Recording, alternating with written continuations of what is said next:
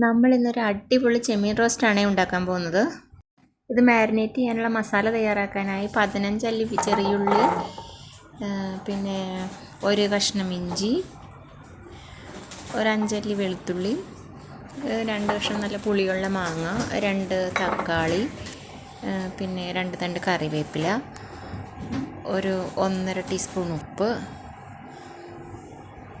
1/2 teaspoon പെരിഞ്ജീരകം, 2 table spoon Kashmiri മുളക് പൊടി, 1 ടീസ്പൂൺ കുരുമുളക് പൊടി, 1/2 ടീസ്പൂൺ മഞ്ഞൾപ്പൊടി. ഇതെല്ലാം കൂടി നമുക്കൊരു മിക്സിയുടെ ജാറിലിട്ട് ബ്ലെൻഡ് ചെയ്തെടുക്കുക. അതിനുശേഷം ഒരു 1/2 കിലോ ചെമ്മീൻ നമ്മൾ കഴുകി വൃത്തിയാക്കി വെച്ചിട്ടുണ്ട്. അതിലേക്ക് ഈ മസാല ചേർത്ത് നന്നായിട്ട് മിക്സ് ചെയ്യുക. എന്നിട്ട് നമ്മൾ ഒരു അരമണിക്കൂറോളം ഇത് റെസ്റ്റ് ചെയ്യാൻ വയ്ക്കുക.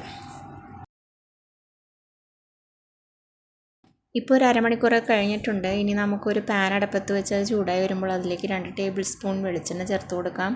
അതിനുശേഷം നമ്മൾ മാരിനേറ്റ് ചെയ്ത് വെച്ചിരിക്കുന്ന ചെമ്മീൻ ഇതിലേക്ക് ഇട്ട് കൊടുക്കുക. എന്നിട്ട് നല്ലപോലെ ഇളക്കിക്കൊണ്ടിരിക്കുക. നമ്മളിങ്ങനെ ആദ്യം ഇളക്കുമ്പോൾ ഇങ്ങനെ വെള്ളം പോലെ ഇതുപോലെ വരും. പിന്നെ നമ്മൾ ഹൈ ഫ്ലെയിമിൽ വെച്ചിട്ട് തന്നെ നല്ലോണം ഇങ്ങനെ ഇളക്കി വെള്ളം വറ്റിച്ചെടുക്കുക.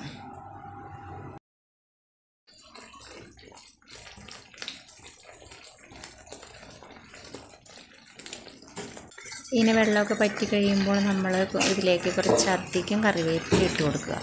വീണ്ടും ഇളക്കുക.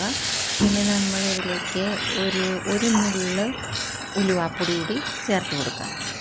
എന്നിട്ട് നമുക്ക് വാങ്ങി വയ്ക്കാം.